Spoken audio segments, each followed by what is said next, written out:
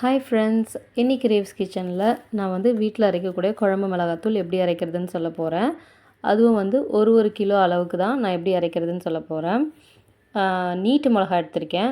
So நீட்டு மிளகா 1.5 kilo எடுத்திருக்கேன். ஏன்னா நீட்டு மிளகாவில் காரம் கம்மியாக இருக்கும். அதனால் 1.5 கிலோ நீட்டு மிளகாவுக்கு 1 கிலோ தனியாக எடுத்திருக்கேன். இதுவே குண்டு மிளகாவாக இருந்துச்சுன்னா 1 கிலோ மிளகாவுக்கு 1 கிலோ தனியாக போட்டால் கரெக்டாக இருக்கும். இது நான் 1 கிலோ அளவுக்காக மட்டும் சொல்கிறேன். அதுக்கு தேவையானது 100 வெந்தயம், 100 மிளகு, 100 சீரகம், 100 கடுகு எடுத்திருக்கேன். 100 கிராம் குழம்புக்கு போடுற கட்டி மஞ்சள், கொஞ்சம் கருவேப்பிலை, 150 கிராம் துவரம்பருப்பு எடுத்துக்கலாம். இப்போது அவ்வளோதான் பொருட்கள். இதை வச்சு தான் நம்ம வந்து வீட்டிலேயே செய்யக்கூடிய குழம்பு மிளகாத்தூள் செய்ய போகிறோம். இல்லை எங்களால் வந்து 1 கிலோ வேண்டாம், எனக்கு அரை கிலோ இருந்தால் போதும் அப்படின்றவங்களுக்கான அளவு நான் சொல்கிறேன். அதாவது அரை கிலோ அப்படின்னா அரை கிலோ தனியா அப்படின்னா அரை கிலோ குண்டு மிளகா எடுத்தால் போதும்.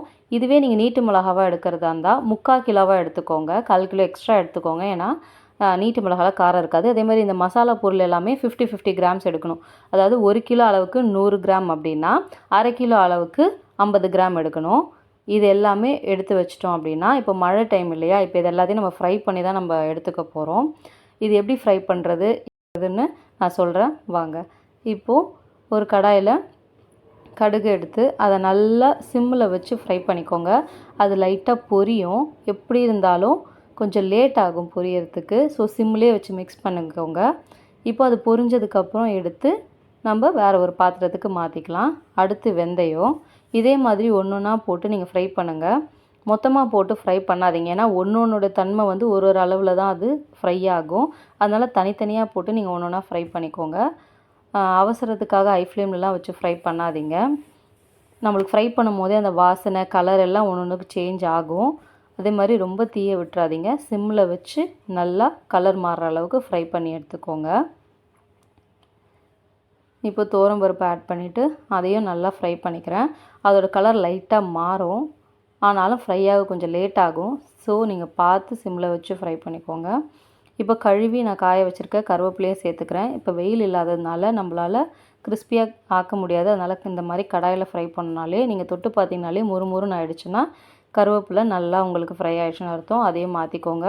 இப்போ ஒரு 100 கிராம் மஞ்சள் நான் இதோடு சேர்த்துக்கிறேன். இப்போ நம்ம சூடாக எல்லாத்தையும் வறுத்து போட்டதுனால நம்ம அடியிலலாம் கொஞ்சம் சூடு இருக்கும். ஸோ இந்த மாதிரி கிளறி விட்டோன்னா கொஞ்சம் ரூம் டெம்பரேச்சர் வர வரைக்கும் அப்படியே வெளியே வைங்க.